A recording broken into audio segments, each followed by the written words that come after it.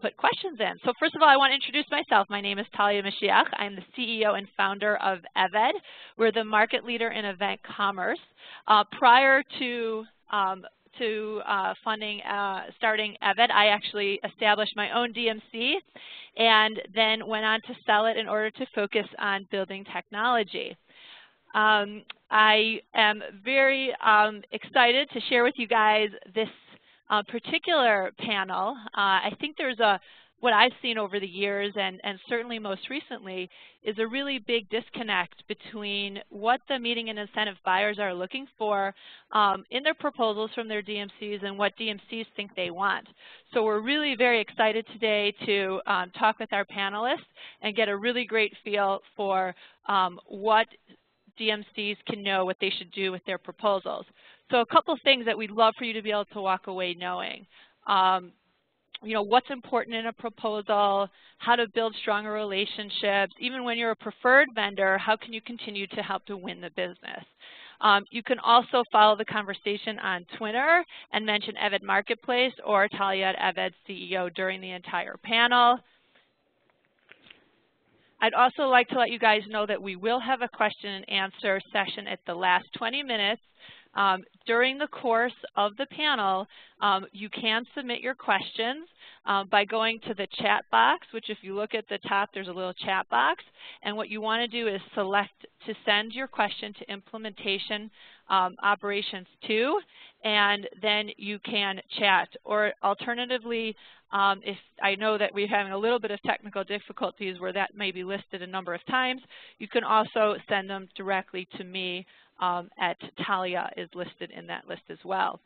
If you don't see the chat box, if you see the bar at the top, you could just hit chat and we will have that time for the questions and answers at the end. So I want to start by introducing our panelists. I want to thank you so much for taking the time to join us. I know the panelists have spent time preparing and they're excited to be here and share with everyone today. So Anita Rasmussen is currently a program manager at BCD M&I. She manages large and small meetings, both internationally and domestically. She has had a well-rounded career with experience as an association planner, in-house corporate planner, and third-party planner. Welcome, Anita. Jill Anonson is the Manager of Industry Relations at ITAGroup. With over 20 years of experience, Jill joins us from ITAGroup, where she has served as strategic account buyer, event management specialist, business development, and is currently the Manager of Industry Relations. Welcome, Jill. Kris McKinney is the Vice President of Operations at Meetings and Incentives. She leads the operations team with her strategic planning, change management, and business development skills. Kris also manages all the non-hotel vendor relationships. Laurie Lukasek is the Director for Proposal Development at Maritz Travel. She's been at Maritz Travel for over 25 years and is currently the Director of Proposal Development, where she leads a team of proposal development managers that budget and create incentive programs, business meetings, and events for over 40 sales executives. Sarah Williams joins us from BCD M&I as the Senior Travel Buyer of Event Purchasing. Her primary responsibilities include destination and property sourcing, program content development, program budgeting, and hotel contract negotiations. And as I said, I will be moderating the panel.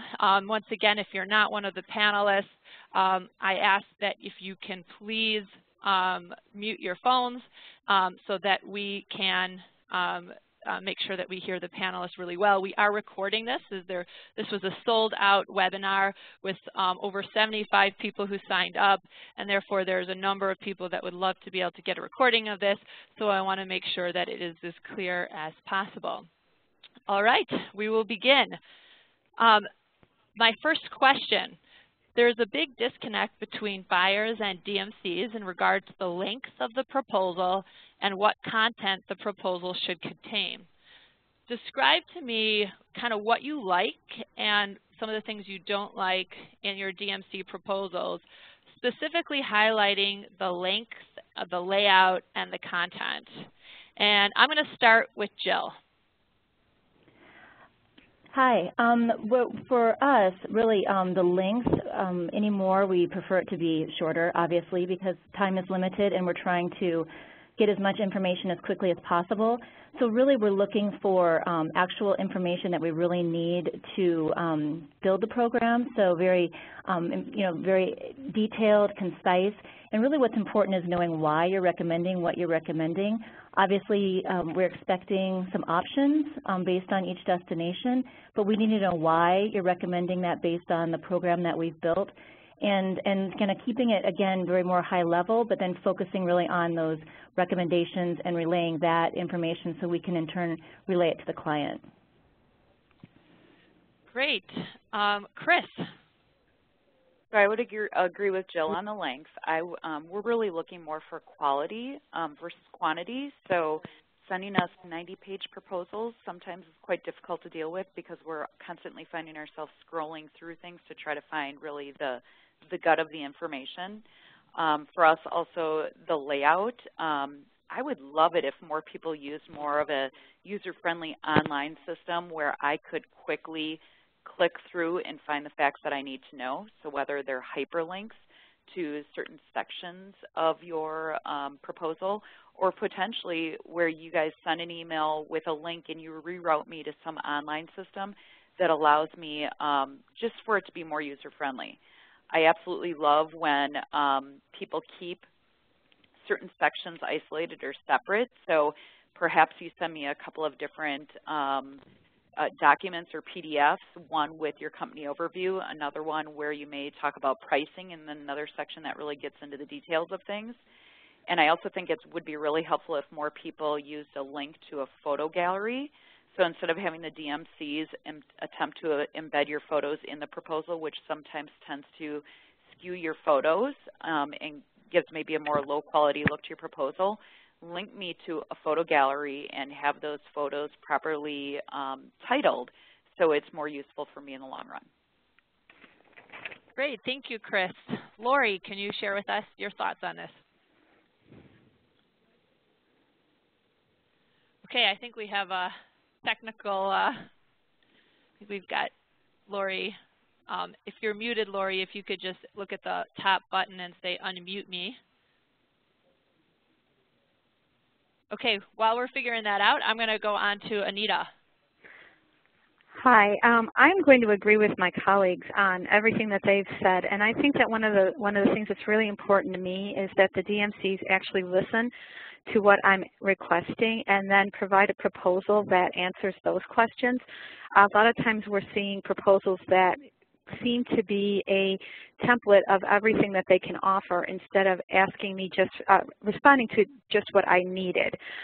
Please give me what I'm asking for. I don't need to see everything you could possibly do. I just need to be able to get through the information quickly and concisely. So again, as my colleagues have stated, we don't need the 80-page proposals. I prefer to take your top 3 suggestions and make decisions from there. Okay, great. Did we get Laurie? Are you with us? I'm sorry, we're having trouble being able to pick up the sound on Laurie. So I'm going to go on to our next question. If your DMC had an extra 2 hours to work on your proposal, should they work on the content or should they work on making the proposal template itself look prettier?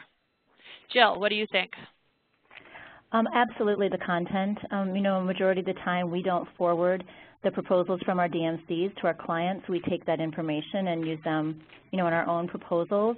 So really, it's more making sure that the information they're giving us is, just as was said previously, is what we requested, and it's detailed, specifically on pricing, so we know exactly all the costs involved and any nuances that we need to know. So again, we'd much rather make sure that they're answering our questions and providing us better content and not worry so much on the look and feel. Okay, great. Kris, what would you say? I would agree as well. So for us, most important will be content. We appreciate the pretty pictures of the borders or any type of extra wow factors that you put in there, but if I were to choose, content will always overrule. So accuracy and reliability of the content is most important, and really making sure, like Jill said earlier, that you understand what our expectations are and you're answering those questions properly and putting that time and effort into the proposal versus other things. Okay, great. And I'm going to check one more time back in and see if Laurie was able to, we could hear her, which I still think we're having trouble with that. Okay, let's move on. The way that the pricing is presented tends to be a major frustration at times for a lot of buyers. What can you share about what you would like to see and what you don't want to see when it comes to pricing in a proposal? And I know this is like a big area, so let us know your thoughts. We're going to start with Kris. So for me, one of the first things would be if there are any type of service fees that the DMC needs to charge the M&Is, my biggest thing would be make sure that those service fees are included in on each one of your line items. Don't make your buyers do the math. I think that's gotten us into a lot of trouble in the past where you have maybe a statement on the bottom of your proposals that say these prices do not reflect a 10% service fee. So number one, I would definitely say if you could make sure to always include those into each one of your line items. I think it would be great if people could give us single pricing summaries with all the details. So instead of making us kind of scroll through your 90-page proposal, to be able to have a pricing summary that breaks down each of the services requested. So whether it's airport ground transportation to and from the airport for 90 people, and what your proposed thoughts are on what that pricing would be and how would you propose it based on generic information. I know some of that stuff will change, but helping us build that framework and template for what it may potentially cost the client will save us more time and it will make us like you much more. And then obviously rolling down from there. So whether it's ground transportation, dine-arounds, maybe it's decor for an event, whatever it might be, but including that in a pricing summary and really giving us the nuts and bolts to what you're charging us for, what's included, and making it easy for us to sell to our client. If we both work together, we're going to get the business. Don't make it hard on us. Great. Thank you, Kris. Sarah, your thoughts on this? Yes, hello everyone. I agree with what Kris just stated, and I think one of the things we are really looking for is we are looking for you to be the experts on your destination because we can't be the expert on all the destinations, so we really need your suggestions on things. So Kris's comment about kind of, you know, make it easier for us by giving your expert opinion. And one of the things I think with pricing is it's very helpful if you can outline for us how you would propose to do things based on the specs. So for example, for ground, airport transportation, obviously we know that until we have a manifest, we aren't going to know exactly how those transfers are going to work. But tell us what you would propose. You know, we suggest 4 motor coaches of this size and 2 mini coaches or something like that. Or with different venues, instead of just giving us the cost for certain decor and then optional, maybe optional decor, suggest to us what you think we would need to, for example, fill that ballroom or fill that offsite venue. Just kind of throwing out the costs and making us guess at what we need is more difficult. So if you could specifically suggest based on the specs that we've given you and your expertise doing this and, for past programs, what you would suggest, that would be very helpful to us. Great, thank you. Jill. Well, again, I think we're all talking the same. We all agree with what each of us are saying. Something to keep in mind, we really need the costs broken down. Our clients are requesting. They're not just taking a lump per person price for an event. They need to know what they're paying. Some of them are requesting much transparency, so we need to ask that of our partners as well. And really, making sure that they're detailing, everything, and so we know all taxes, all inclusions.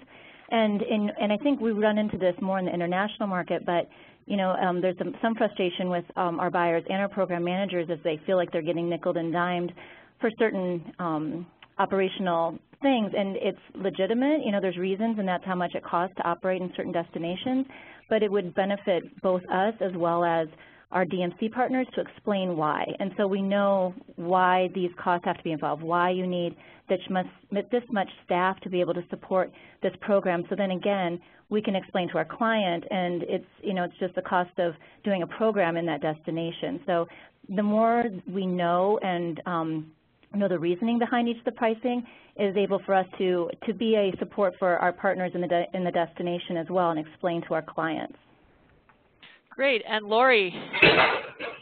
Can you hear me now? We can hear you now, Laurie. Glad we figured out the technical issues. Well, it's a good thing I just agree with everything the other people are saying. So, which I do. You know, we definitely need breakdown of costs. We can't use lump sums. We need it to, you know, we need to find out how much is food and beverage, how much is decor, you know, how much is transportation. You know, we definitely need a breakdown of that. Plus, I also agree when everybody talks about giving us your recommendation, telling us, you know, why we need, you know, 10 palm trees and not 5, and, you know, what this room layout looks like, and, you know, just the detail as to why you're suggesting that we need these many or that particular flower arrangement or whatever. So. Great, awesome. Thank you, Laurie. All right, so we've talked a lot about the fact that we don't want the 80-page proposals, that there's, you know, that focusing on information. So what is important for a proposal to include? And Jill, we're going to start with you. I'd really, you know, Wade, one thing to keep in mind also is that, you know, many times we're trying to earn the business as well, potential customers, so we're really relying on our partners to help us win that business. So we're trying to be, and be creative and show great participant experiences, something they cannot do on their own. So we really need our partners to look outside that box, and if they need to show us certain venues based on the group size or based on the elements of our program, they need to be able to show different and elevated elements to make it very special for our group. So I'd like to see that also, as well as, I'm sorry, I'm getting a lot of feedback. So high resolution pictures are very important. I believe it shows the destination and the events and gives a good feel. We use that a lot. So pictures, we've also seen some of our DMCs bring us videos, and so we can get an on-site experience as well without having to be there. And then it is another way of showing kind of a different way of looking at something versus just pictures and verbiage, to actually experience the destination from their desktop.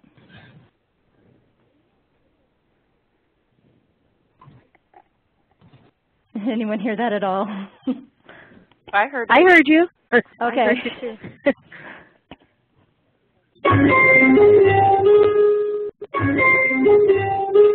Uh-oh. Oh, wow. What happened? Maybe Talia's not on. Oh. Sorry, I'm here. Okay. I wanted to make sure. Is there a Sharon Eugene? I think that we need to mute for the background noise, I think, if we don't mind. If everyone could just remember. There we go. All right, Jill, if you don't mind, I'm just going to ask you, because I want to make sure as this is a recording and there was a lot of background, would you mind just stating again, you know, we were talking about what's important on the proposal. If you wouldn't mind just sharing with us again those last few thoughts that you said. Sure. I can try. Well, just to remember that they're being a partner with us, and we're trying to, you know, we're trying to earn business as well from many, you know, in many of our opportunities. So we really try to show great participant experiences, great program experiences, and we need to be able to show creativity. So we're always needing that in our proposals. And even if it doesn't have to be expensive, but just special elements that we can add that can elevate the program.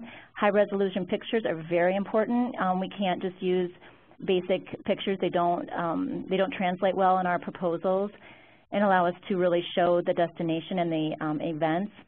As well as we've seen some of our DMCs have shown us videos, so we're able to really experience the destination without having to, you know, without having to go there. They're able to experience either the venue or the activity without having to, you know, can look right at their desktop. So we're seeing, you know, a lot of a different way of looking at something versus having it be in a printed piece. Okay, great. Thank you so much, Jill. Sarah? Well, I completely agree with Jill about the photos because oftentimes for us we're taking that proposal and creating a proposal for our client, and we need to use those photos to, everything is more visual these days and photos are very important. So we need as high resolution photos as we can get to make, kind of make the proposal come to life. And then another thing I think that's important is we're often providing the client with the inclusions of particular events. Let's say it's a gala dinner or awards dinner, and we're providing the specifics of that event and the inclusions, but then also need to have a small couple paragraph write-up that really describes the feel and the atmosphere of what that event is going to be like, and that's often very lacking in the DMC proposals. You might get a sentence or two, but nothing that really kind of details it out and is good kind of creative writing. So I would like to see some improvement on that because that helps us put our proposals together for our clients and really give them a feel of what the event is going to look and feel like. That's great, Sarah. So I know it's kind of really around you're creating experiences. So as Jill mentioned, can you share that experience through video? And if you're going to use text, tell it in a story almost. Read it and let me feel like I'm there. Don't just tell me about the activity or about the flowers. So that's really helpful. Great. Anita. Well, I'm going to echo what Sarah said. And I do want to see everything that you've described, but I'd like to see the proposal format to have a table of contents with either a page number or a hyperlink that I can get to that information when I need it. Because sometimes these proposals are so lengthy that I don't know where to look or start looking or what to eliminate. And again, I'm counting on our DMC partners to be our partner as well, and I need your recommendation. If I know that my client, for example, wants floral centerpieces, send me floral centerpieces, but I've had instances where the client has specifically said no floral, and I'm still getting florals in the DMC proposal. I love the phone call that follows up that says, why don't you want floral? And I can explain that to you, but in terms of getting through a proposal quickly, I need to see where I need to look, what I need to see, and then get those descriptions behind there so I can find what I need quickly and get that information to the client as soon as possible. And again, I know I keep saying this, but please don't send me everything you could possibly do. I've taken the time to go over some things with our client, and I need you to decipher what I've asked for and give me what I've asked for. And I think we hear that quite a bit is, you guys, you don't need a tariff. You don't need to say, here's all the options that are there. You're going to a DMC because you want their expert opinion on what's going to be best. Absolutely. So, great feedback. All right, Kris. I agree with the ladies. I'll add a few other things into that. For me, a lot of times when our groups are sending out RFPs, we have specific ways that we need you to respond. And, in many cases when these meetings are larger, we may be receiving proposals from other companies as well, and we want to be able to compare apples to apples. So I want to make sure that DMCs are following our instructions on how the proposal back to us needs to look and what we need you to report to us on. So for me, clear pricing, a very clear explanation of what's included in that pricing, the quality of information. So again, not throwing just a ton of information at me. Instead, truly saying, you know what, we've worked with meetings and incentives before and their clients, and we know that this is the event that you want to do. So instead of, throwing to me 10 different options of something, give me your top 3.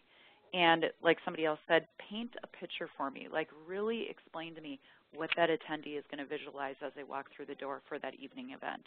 Give me a summary of the event, maybe one paragraph with some great photos attached to it. If you guys could do that for us, you will have very, very happy people. Thank you, Kris. Laurie. Wow, there's not a whole lot to add to that, but I do agree with everybody that creative writing description can be very important. It really helps us put together our proposals quicker if the DMC can provide those visual descriptions for us so that we don't have to read through the elements of the event and try to describe it ourselves, which is very difficult. And we may miss the mark totally since we've not really seen that event, where most of the time the DMC has probably ran this event for somebody else or has a vision, and they need somebody to write that vision so that we can then convey that vision to our client. So Laurie, what do you think about, including the descriptions about their company within the proposal? That totally is not necessary. We have Maritz has all approved DMCs. So if you're an approved DMC with us, we know you, we trust you, that's why you've been chosen. Your profile, if we need information about your profile, it's on Evid. We don't need you to give it to us again in every proposal. We'd really prefer you to concentrate on the content of the proposal versus the extras. And one last question for you, Laurie. I know Maritz may be a little bit different where you guys use the tariff, so you're actually sending them an RFP. There is a kind of a different element to that when an RFP right. A lot of time, there's a lot of proposals that we feel that we can use tariff, and tariff is wonderful. And if it's the type of proposal that we feel we can pull things directly from tariff, we'll do that and not ask you to send us a proposal. But in those instances when we do ask you to send us a proposal, then we want you to read it and really try to understand what we're asking for. And if that means a follow-up phone call, by all means, give us a call so that we can talk through it so that you know that you understand what it is that we're asking for and that the proposal that comes back contains all the elements that we need. Great. Thank you, Laurie. All right, moving on to our next question. So, think about the DMCs that you guys think are reliable, they provide high-quality events, you buy from them consistently. I think everybody would really love to know, what is it about those DMCs that you consistently buy from? What are the qualities about them that make them kind of on your A list to go to? Jill, let's start with you. Well, I'll just piggyback on how Laurie ended her last answer, and that's just the phone call. And again, it's really easy, and I fall into the pattern too of just going via email all the time. So you send your RFP and you wait. And what I love is for that DMC to call, and we spend 15, 20 minutes going over the program, and so they know who our audience is, what they're trying to, what the purpose is, what they're trying to achieve. And so again, that goes back to my first answer is what they're providing and the content they're providing and their what they're recommending is all based on knowing who that program is. And so I love it when they ask that of me before I say, can we talk about this? And again, sometimes we're showing the same destination, or, we've got our partners that we work with consistently in destinations, and when we are able to see those proposals look different than they did from the last program we did, and then they're basing those proposals on, again, based on that phone call and not on just recommending the same things over and over again, that's what we want to see. We want to see that there's a purpose to what they're sending us. And what I've found with one DMC that I really appreciate is that consistency of checking in and just on a general touch base to just see how things are going, not just in the pre-sale, but also in operational and just know how the partnership is as a whole. And I feel just kind of, I know that goes outside of the proposal range, but that's kind of what that partnership's all about. So it's, again, getting a touch base of what the proposal looks like and then how that's coming to fruition and making sure that that proposal was what we, worked well in the whole process and how we budgeted. So that's really important to us. Okay, great. Kris? So for me, I want to work with individuals that truly show me that they want our business. And they do that through customer service and especially response time. So I think the DMCs are probably rolling their eyes at me right now because I know we all have these crazy, ridiculous time frames that we always give to you. So we're asking for all of these wonderful, creative, well-thought-out plans, and we give you 48 hours to respond. So I know it's kind of a give and a take, and there has to be some flexibility there, but I will truly continue to work with people who prove to me that they want my business, and that's through reinventing themselves, not only during the RFP and proposal process, but through the planning process, and constantly showing me what's new and great in their destination, that we're not always going to get the same thing, that it's going to be unique and different, and that you want to take the time to make a relationship strong and good, and you don't take it for granted. So the other thing that I really freak out about is when people invest in technology and they make it easier for me to buy from you. So I can definitely tell you, individuals or DMCs that understand the importance of technology and the fact that it's not going away, it's only going to continue to get stronger and stronger in our industry.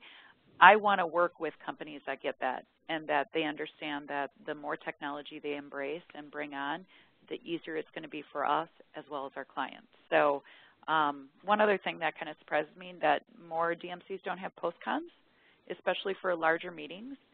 I would love to see my my suppliers push post-cons on our people and say, let's talk about what we did well and what we can change in the future, and then really truly following up with that after that and saying what you're going to do to change things or make things better or continue to do because you've done it so well. So just another little input from me.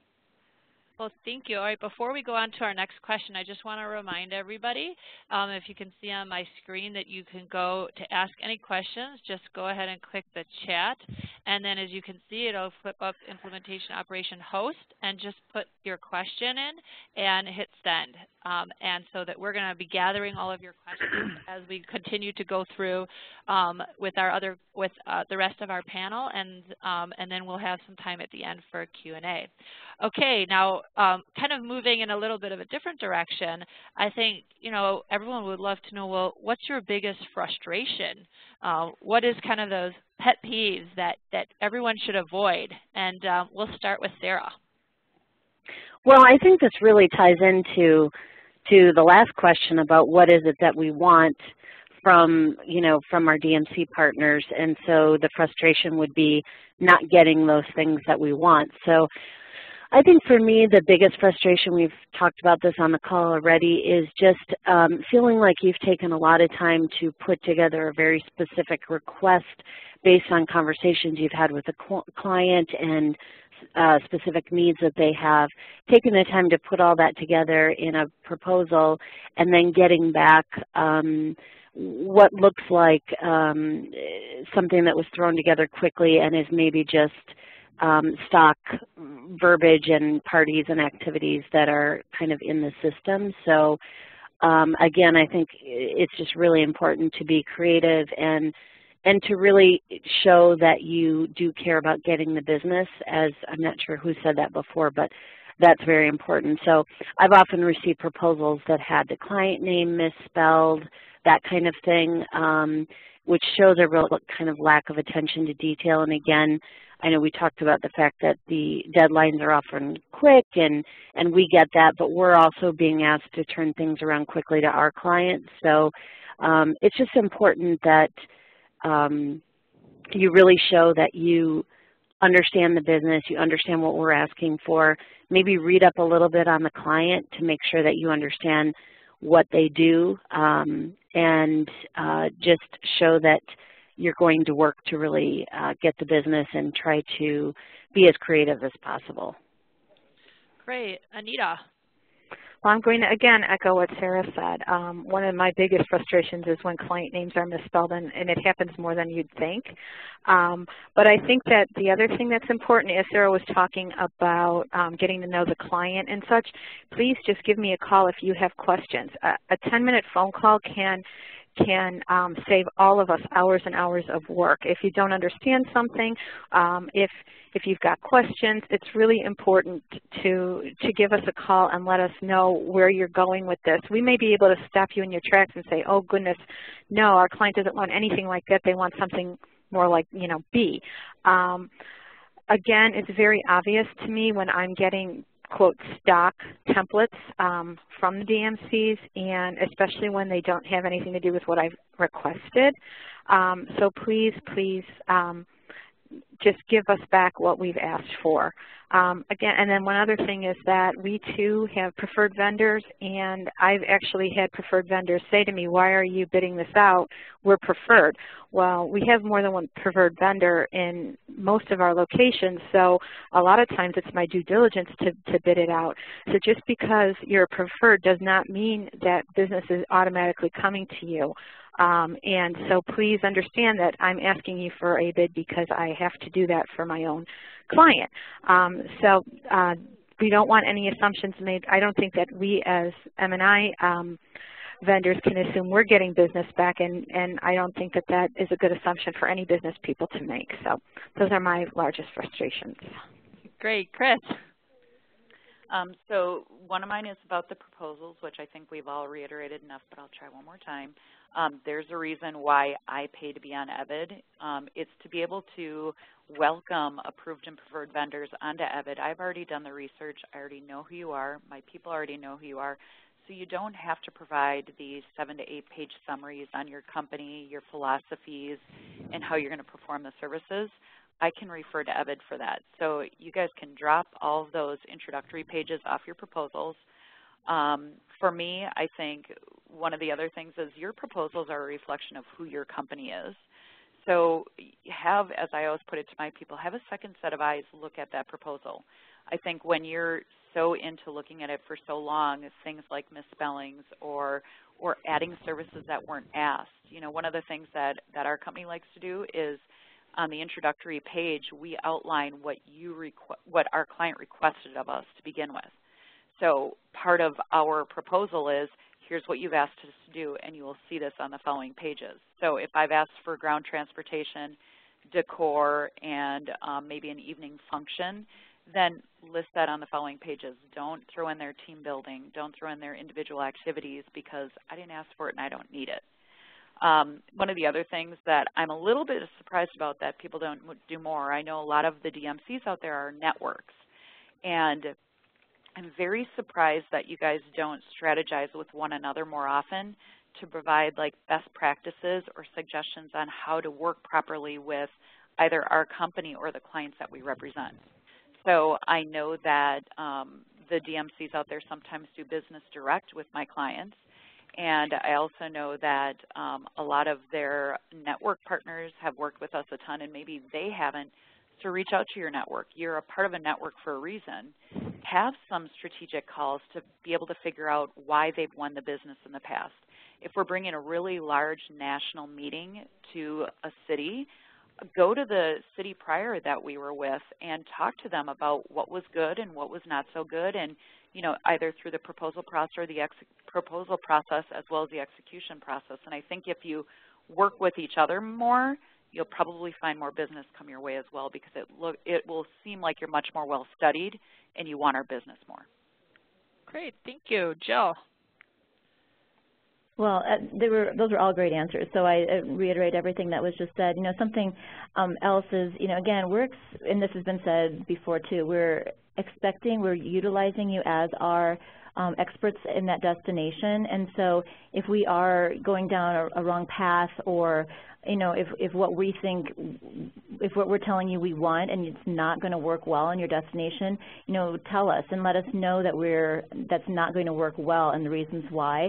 Because again, our customers are looking to us to be experts, and then we're looking to you to make us look like experts. So, you know, we need that partnership. And again, it goes back to kind of the pricing, is making sure all of those costs are detailed and explained in that proposal, so that we're not having to go back and add more costs in to our clients because it wasn't detailed and it didn't make sense to us at the time. So I'd say it's just a reiteration of showing us what the costs are, and so that we don't miss that within the initial proposal. So Jill, I know you guys talk a lot about your goals as a company is to provide a strategic value to those events, you know, understanding, you know, what the event is that your client, the goals that your client has.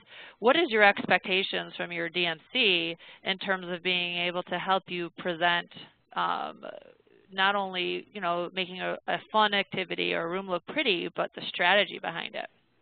Right, and that goes back to just, you know, the learning about the client and learning, you know, about what we're trying to provide the client as well within our proposal. And it is, when we're showing us if it's a certain venue, is explaining why we're recommending this venue for the client based on, the type of program it is, based on the participants, based on what they're trying to achieve. If it's an engagement, if it's a incentive versus a meeting. So, we're trying to have that be more part of the proposal, and so that we need help in knowing, from that partner and that destination on explaining that strategy behind it. Great. Laurie. Okay. I think everybody's hit on most of the frustrations. The only thing that I would kind of like to add to what people have said is that we definitely get frustrated when we request a proposal from a DMC and they return tariff. That's not what we're looking for. That's available to us. We want their unique ideas. We want their recommendations. We want them to be our partner. We want them to help us win business by showing up differently. And that's what we rely on our DMCs to do. Great, thank you. All right, and I'm just kind of noting the time at about 15 minutes left. We're going to do a couple more questions, and then we're going to look to see if there's anyone who would like to ask a question to any of our panelists. And remind you that you can do that through the chat feature. So let's talk a little bit about technology. I know, Kris, you mentioned it before. What's your expectation from your DMCs when it comes to technology? And Kris, we'll start with you. Sure. So one of the big things that I want all the DMCs to know is as third-party planning companies, we are constantly required to really embrace different technologies and solutions that our clients are requiring us to do. So whether it be procurement technologies or registration technologies, and for us, if we don't embrace it, we're not an option. So I want to push the importance of technology to DMCs. I don't think DMCs are adapting as quickly as they need to towards technology, things such as EVID. I know that EVID's been quite a struggle for many of you, and it's been fought a little bit by many of you, and I think if you could welcome it more and take the opportunities for training and best practices on EVID, I think you'll find the payback threefold. But you really have to be open to moving forward with that and knowing that it's not going away. So that would be my biggest thing. I think that DMCs need to make technology a part of their everyday and be willing to maybe invest more in either a tech-savvy person that can be that person that's going to manage that and understand it and embrace it and move your company forward, because I definitely think it makes our job a ton easier when proposals are more technology savvy, when you use EVID to the level that we want you to. So I can't tell you enough how much I'm hoping that you listen to this message and that you try to make changes for us in the future on that. Great, thank you, Kris. Jill. Well, this goes that tag teams onto that because, again, I think we're looking at less printed proposals. At least I think that's what a lot of our clients are needing. And so that means that, again, you have the ability to be able to really show your destination and show your recommendations on a desktop, so, or having them be able to open something off of their phone. So I'd say, the big pictures, the videos, things that we've all said, within this last 40 minutes, but it's, showing more interaction and interact, in that proposal so they can link and they can get a good feel because, again, people don't have the time or have the ability to do site inspections. And so when it's really easily accessible and we have, what I think EVID provides us is, the ability to go into one place and be able to get that and be able to use it and show it to our clients real easily. And have that at our fingertips, it's extremely important. And so you want to be able to have that client really know what that event or that activity or that recommendation is going to look and feel like, and that's extremely important. And so a way to be able to easily access that would benefit us greatly. Great. Laurie. I agree with what everybody else has said, and we've talked a lot about the technology around photo galleries and things like that, embedding photos that just get into a Word document that comes to us, and then it gets all fuzzy, and then we have to try to copy it and it gets fuzzier again. So having access to photo galleries that are very well organized would be great for all of us, I'm sure. And also being able to produce video, because we are looking for things to be more personal and interactive, and adding a personal video for a specific client for a specific destination can really be a benefit to us. And so we need our DMCs to be able to do those kind of things for us. Great. Yeah, I think, you know, everyone's kind of noticed what the big change that's happened in especially retail with the internet, because of course they were really the first ones to embrace the internet, where you can now shop on Zappos and Amazon, and you see a video even of the shoes. So it used to just be a picture, and now it's people walking in the shoes, and video has really become a very acceptable form of creating an experience, and there's a lot of research behind how it motivates a sale, and especially I think in the event space where you really are trying to create an experience, you know, personalizing it or doing things like that are some really great tips on how to use technology, which you can't do in a printed proposal. All right, so this is Sarah. Can I add one thing based on that point? Sure. We have a lot of clients where their attendees actually get to vote on a couple of different destinations that are being proposed. So even having a video, like a generic video of the destination to use as a promotional tool is also very helpful. If it's not used for attendees voting, it also can be helpful just to show to the client so they get a feel for the destination if it's not a place that they're familiar with. And it helps to sell the destination for us and for the DMC partners. Great, thanks, Sarah. That's a great idea. All right, so as we kind of talk about, you know, we've talked a little bit about what's, you know, technology and response time has changed, that your clients are demanding more from you. So, you know, there's definitely a lot that's changing and continue to change. So, you know, tell us a little bit about, you know, looking back 18 months and looking forward 18 months, you know, kind of what are the biggest things that, you know, that you're anticipating, you know, that has changed and you anticipate will just continue down that path in the next 18 months so that DMCs can really start preparing themselves. I mean, you guys have said a lot about don't assume you're going to have our business. We want to see you reinvest in yourself. We want to see you show that you care about the business. So, you know, 18 months is a really good time frame to be able to make investments and maybe change some of those things. So what are some of the things that you guys want to share that you see happening in the next 18 months that they should really get on their radar? Kris, we'll start with you.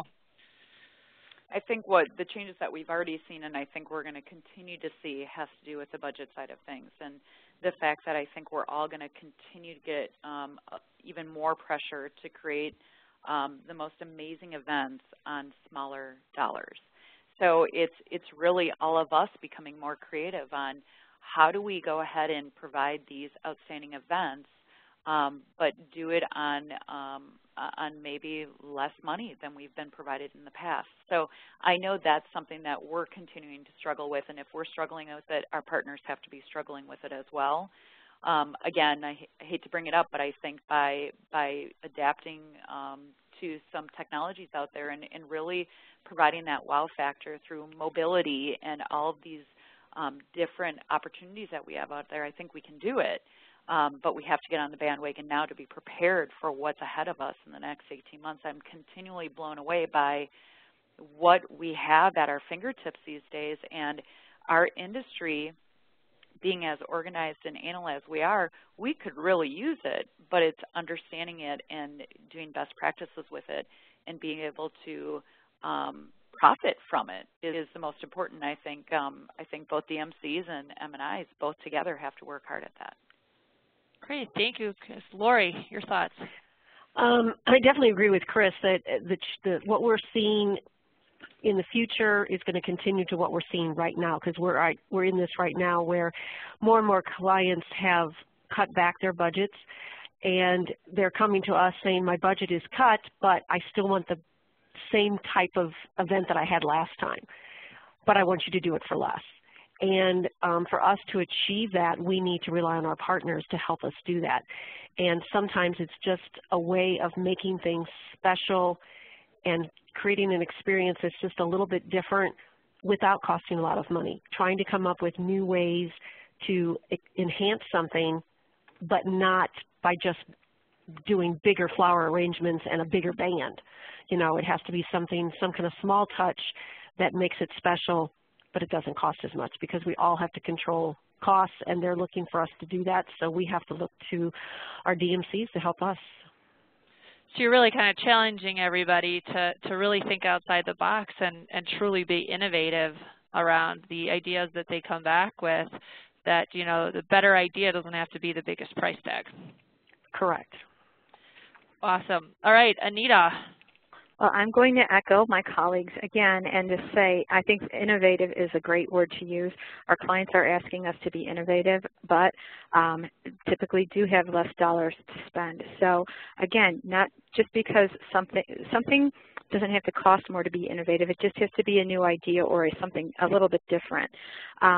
Everybody's under the gun with budgets.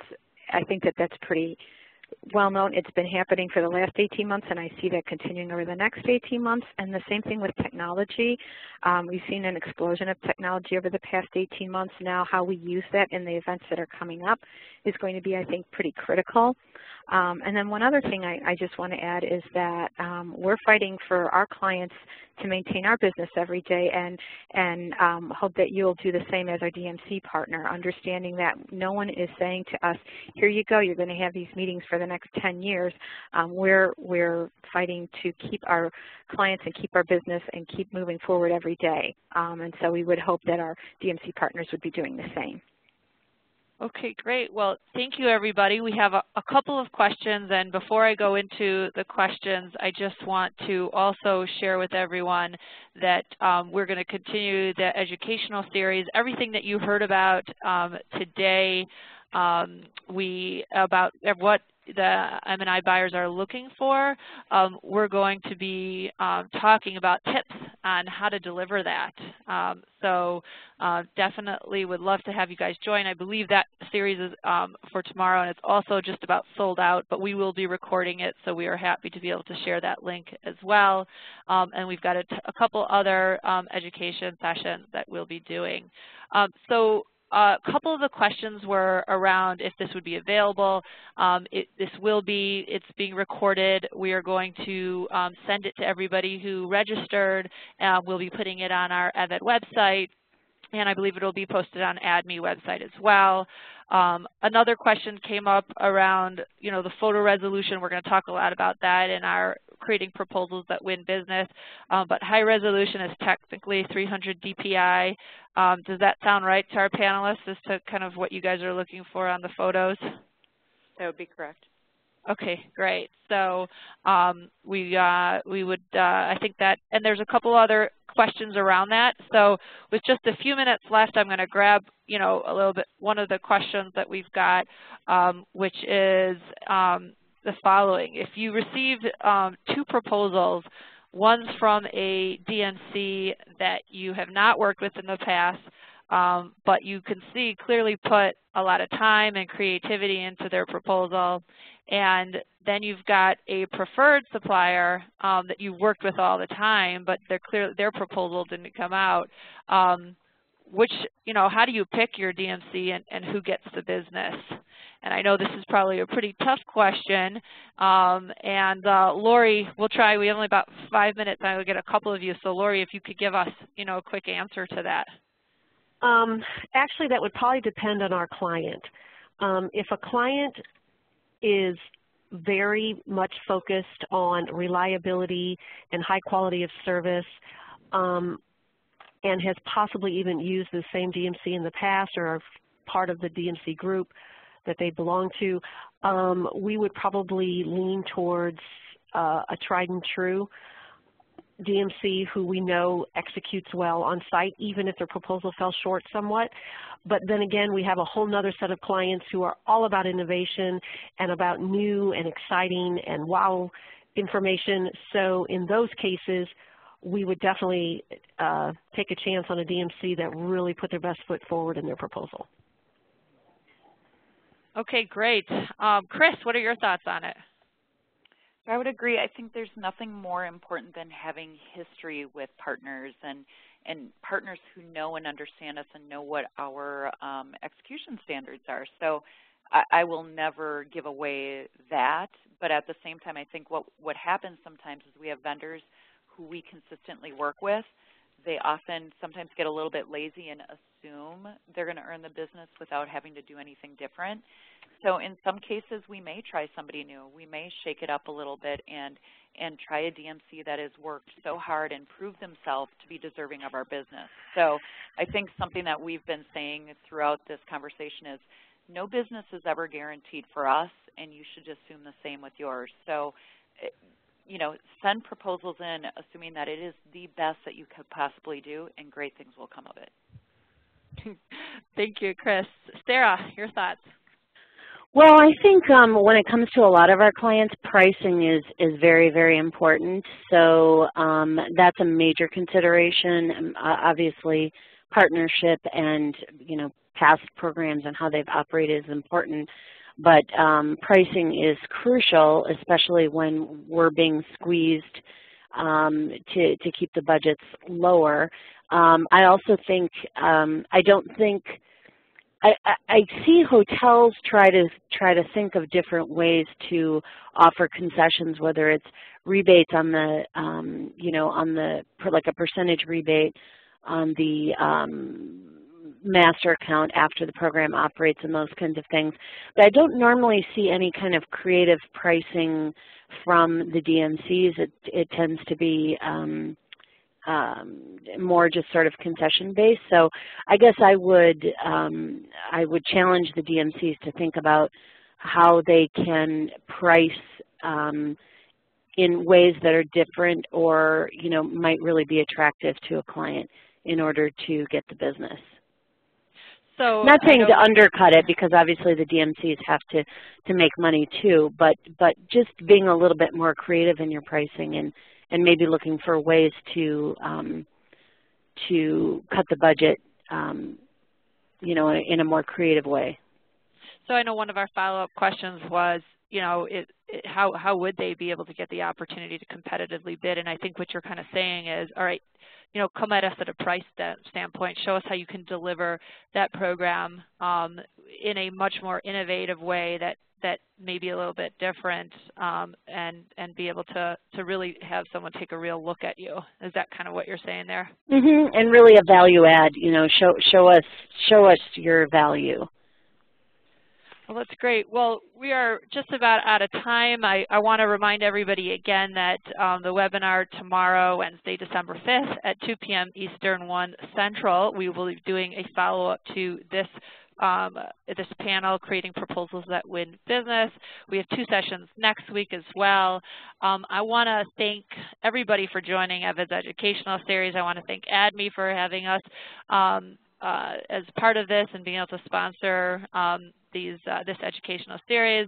I hope that everyone found this session valuable. Thank you so much to our panelists for sharing your insights in your buying process. And I really hope that this is going to be something that will get out there. I know a lot of people are interested in hearing it, and it'll be better for everyone, and you'll actually take some of the things that you heard today and be able to use some of them. And once again, all the registrants will be emailed a recording of the session.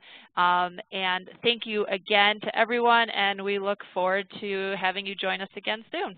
Have a great rest of your day.